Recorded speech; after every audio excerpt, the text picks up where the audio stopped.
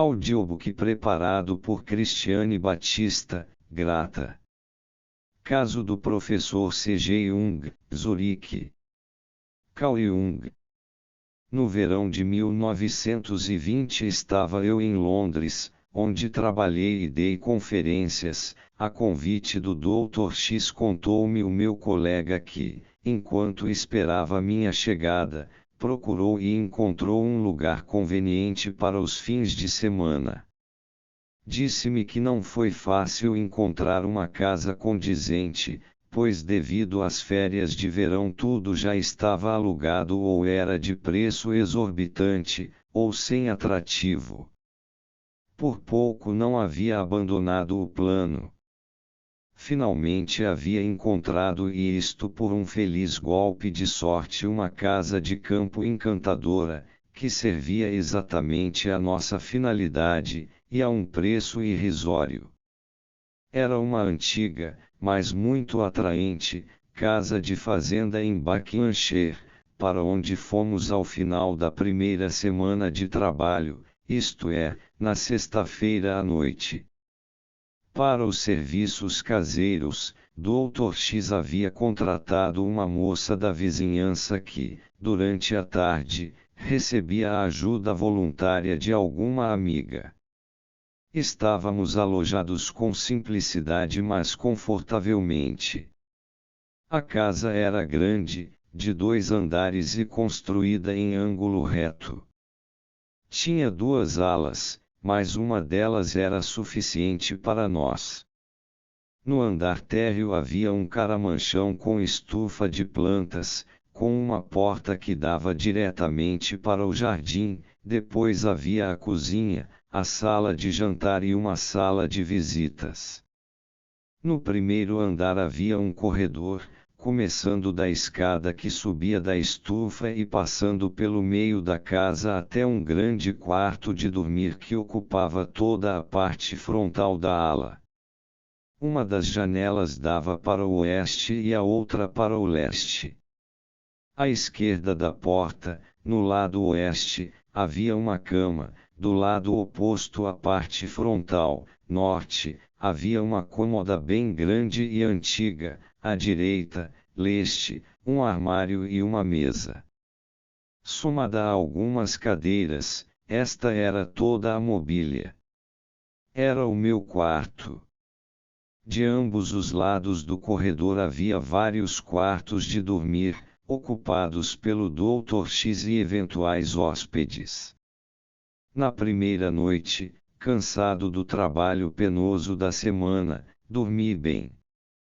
Passamos o dia seguinte passeando e conversando. Na segunda noite fui para a cama, bastante cansado, pelas 11 horas, mas não consegui ultrapassar o ponto de pegar no sono. Caí apenas numa espécie de torpor que se tornou desagradável, pois o ar estava abafado e havia um cheiro indefinível e desagradável. Pensei que tivesse esquecido de abrir as janelas. Isto me levou, apesar do torpor, a acender a luz, isto é, a acender uma vela. Ambas as janelas estavam abertas e um vento suave passou pelo quarto, enchendo-o com o perfume das plantas de verão.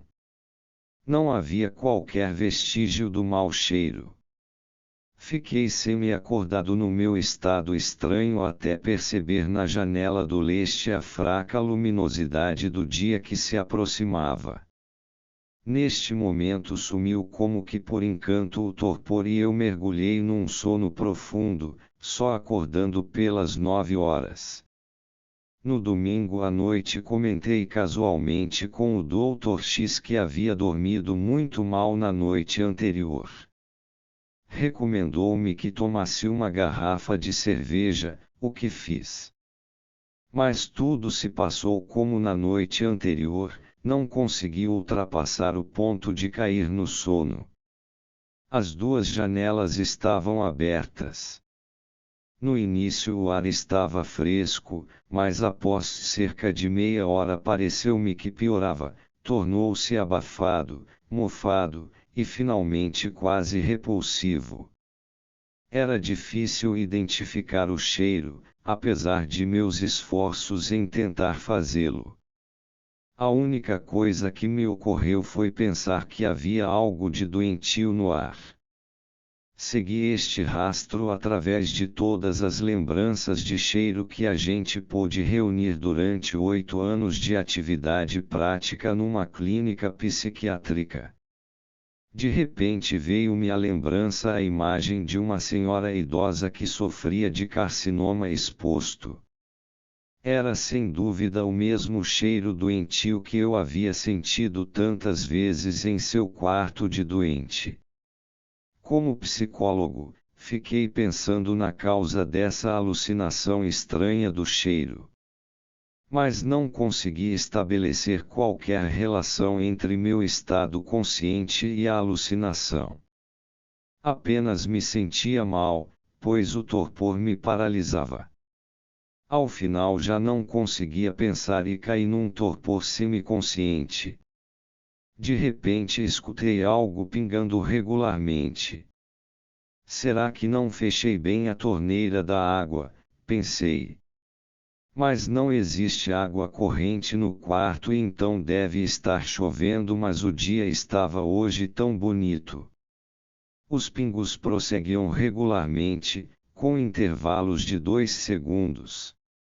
Imaginei uma poça de água à esquerda de minha cama, perto da cômoda. Então o telhado deve estar vazando em algum lugar, pensei comigo. Finalmente, o que me pareceu um grande esforço, acendi a luz e fui para perto da cômoda. Não havia nenhuma água no chão nem mancha de água no teto de gesso. Só então olhei pela janela, era uma bela noite estrelada. Enquanto isso, os pingos continuavam a cair. Pude identificar o lugar no chão donde provinha o barulho dos pingos, mais ou menos meio metro em frente à cômoda. Poderia tocá-lo com a mão. De repente o barulho sumiu e não apareceu mais. Somente às 3 horas da madrugada, quando começou a clarear, peguei no sono. Certamente ouvi o barulho de cupins na madeira. Mas o ruído deles é mais agudo. Este era um barulho surdo, como de gotas caindo do teto. Estava chateado e não descansara neste final de semana. Mas nada disse ao Dr. X. No próximo final de semana, após dias de muito trabalho e realizações, já não pensava na minha experiência anterior.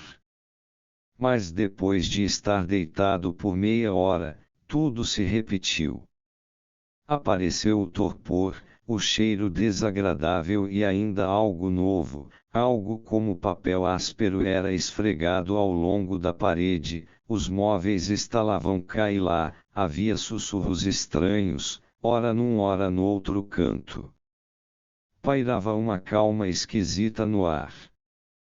Pensei que fosse o vento, acendi a luz e quis fechar as janelas. Mas a noite estava serena e não havia sinal de vento. Enquanto a luz estava acesa, o ar estava fresco e não se ouvia barulho algum.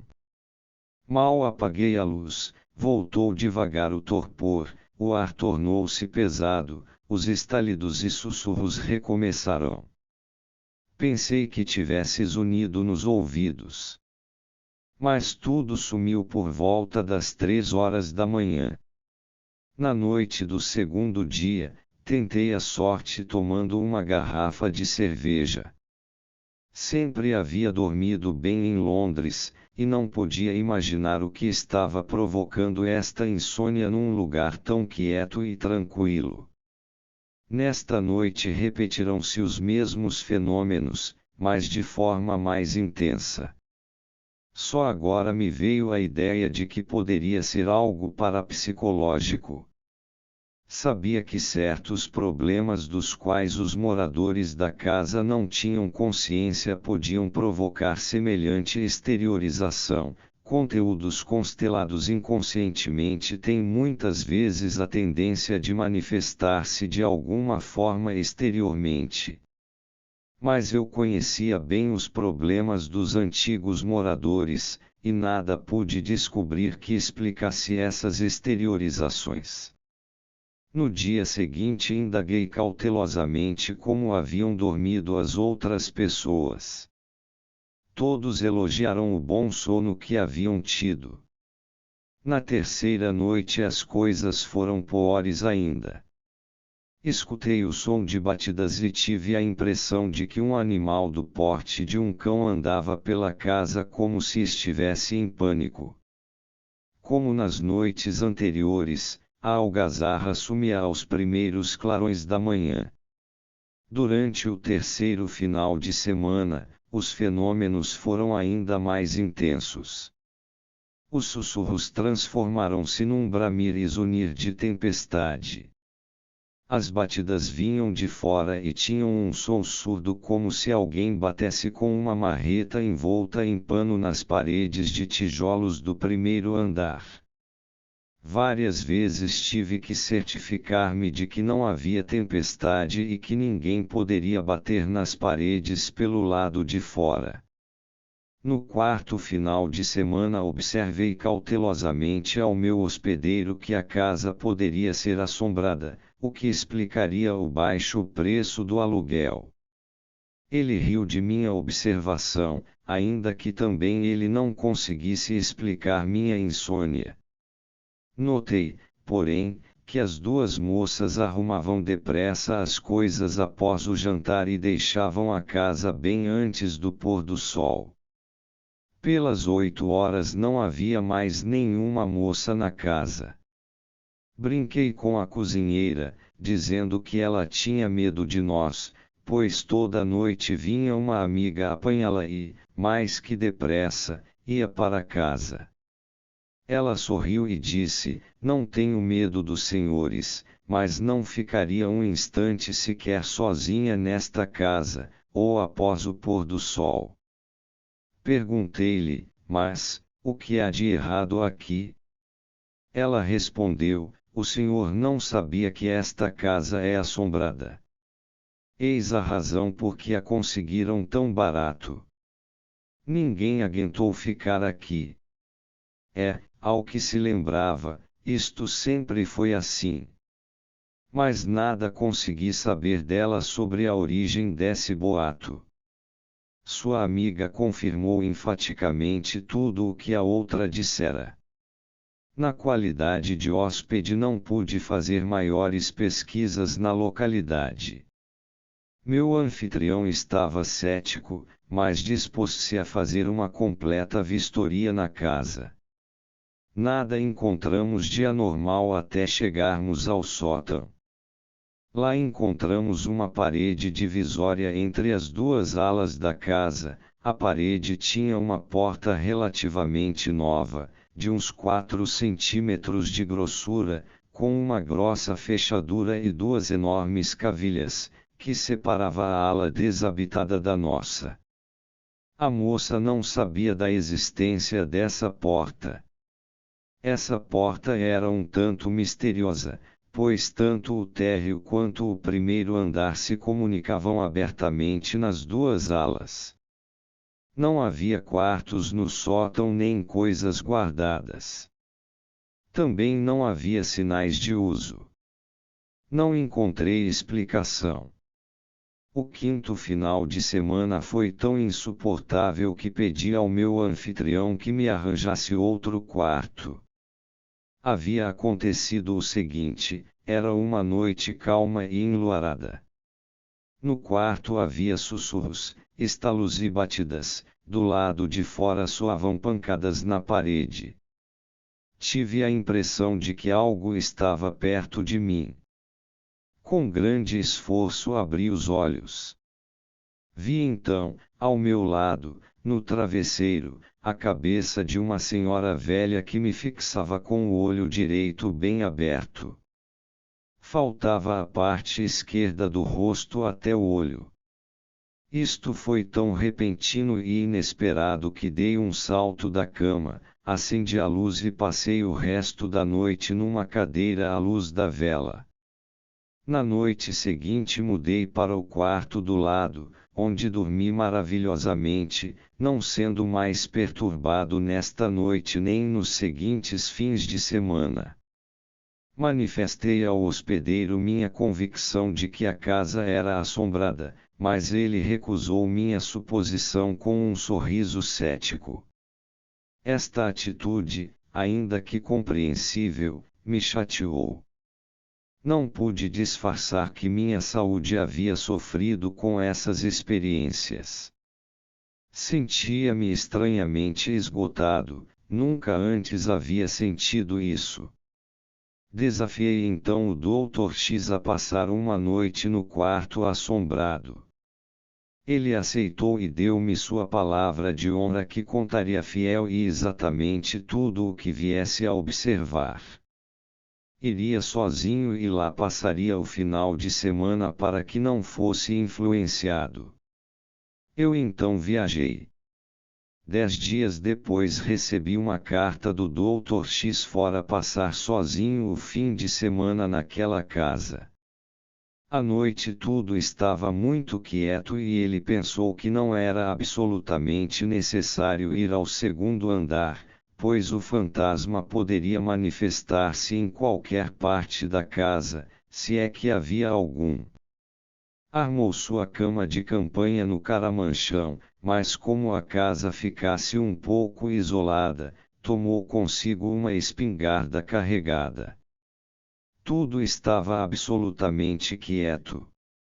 Não estava se sentindo muito confortável, mas após algum tempo quase adormeceu. De repente pareceu-lhe ouvir leves passos no corredor. Acendeu a luz e abriu a porta, mas não havia ninguém. Voltou para a cama e pensou que eu era um idiota. Mas não demorou muito e ouviu novamente os passos e, para seu desgosto, descobriu que faltava a chave na fechadura. Tomou uma cadeira e imprensou o espaldar debaixo da fechadura e foi deitar-se. Logo a seguir ouviu de novo os passos que se detiveram atrás da porta. A cadeira havia estalado como se alguém estivesse forçando a porta a partir do corredor. Tomou então sua cama e a armou no jardim onde dormiu muito bem. Na noite seguinte armou de novo a cama no jardim, mas por volta de 1 hora começou a chover.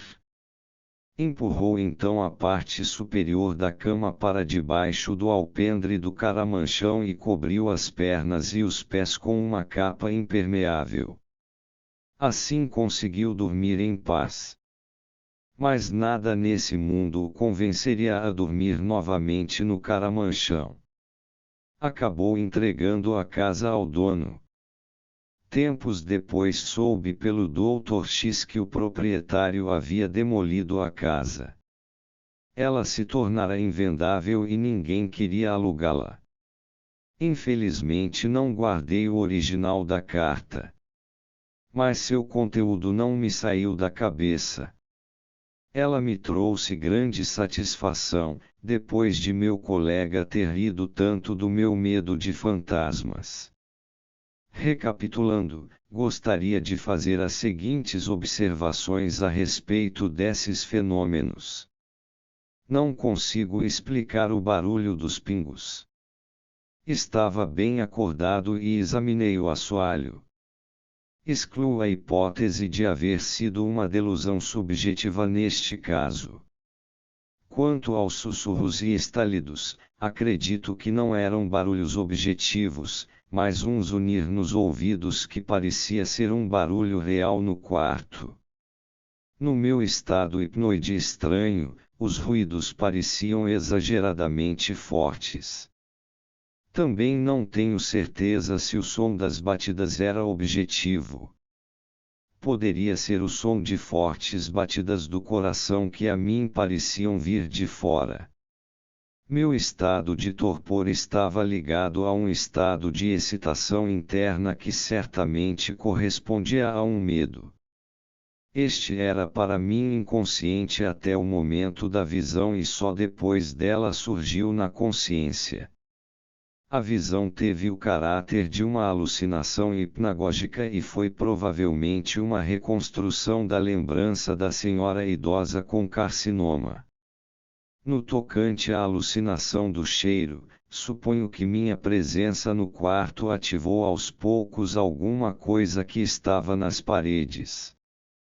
Pareceu-me que o cão andando em pânico de cá para lá representava minha intuição, que na linguagem comum é ligada ao nariz a um bom nariz. Eu tinha farejado algo. Se o órgão olfativo não estivesse tão degenerado no homem, mas estivesse tão desenvolvido como num cachorro, eu teria tido uma ideia mais precisa das pessoas que haviam ocupado anteriormente este quarto. Os curandeiros primitivos conseguiam cheirar não só um ladrão, mas também espíritos. A catalepsia propriamente hipnoide, com a qual foram sempre relacionados estes fenômenos, equivale a uma concentração intensa, cujo objeto foi uma percepção olfativa subliminar e, por isso, fascinante, algo semelhante ao estado psíquico de um cão perdigueiro que sentiu o cheiro. O agente fascinante parece-me ter sido de natureza peculiar que não é suficientemente explicada por uma substância emitindo cheiro. O cheiro pode ter incorporado uma situação psíquica de natureza excitante e tê-la transferido para o percebedor. Isto não é impossível, se considerarmos a extraordinária importância do sentido do olfato nos animais. Também não é impossível que a intuição tenha assumido no homem o lugar do mundo dos cheiros que se perdeu com a degeneração do sentido olfativo. O efeito da intuição sobre o homem é semelhante à repentina fascinação que os cheiros exercem sobre os animais. Pessoalmente fiz algumas experiências em que cheiros psíquicos, ou seja, alucinações de cheiros significaram intuições subliminares, conforme pude constatar mais tarde. Com esta hipótese não se pretende explicar todos os fenômenos espíritas, mas no máximo uma certa categoria deles. Já li e ouvi grande número de histórias de espíritos. Entre elas estão algumas que poderiam ser explicadas dessa forma, por exemplo aquelas segundo as quais num quarto onde ocorreu um assassinato se desenvolveu um fantasma. Num caso ainda havia vestígios de sangue escondidos sob um cobertor. Um cachorro certamente teria farejado o sangue e talvez reconhecido o sangue humano, e se possuísse a imaginação humana talvez pudesse reconstruir mais ou menos o ato de violência. Nosso inconsciente, que possui poderes de percepção e reconstrução muito mais sutis do que a consciência, poderia fazer o mesmo e projetar uma imagem visionária da situação psíquica que a estimulou. Um parente me contou, por exemplo, que viajou para fora do país e hospedou-se num hotel. De noite teve um pesadelo terrível sobre uma mulher sendo assassinada em seu quarto. Dias depois, veio a saber que na noite anterior à sua estadia no hotel fora realmente assassinada uma mulher naquele quarto. Com essas observações quis apenas dizer que a parapsicologia faria bem em aproveitar os conhecimentos que a psicologia moderna tem do inconsciente. Abril de 1950, C. G. Jung. Asterisco.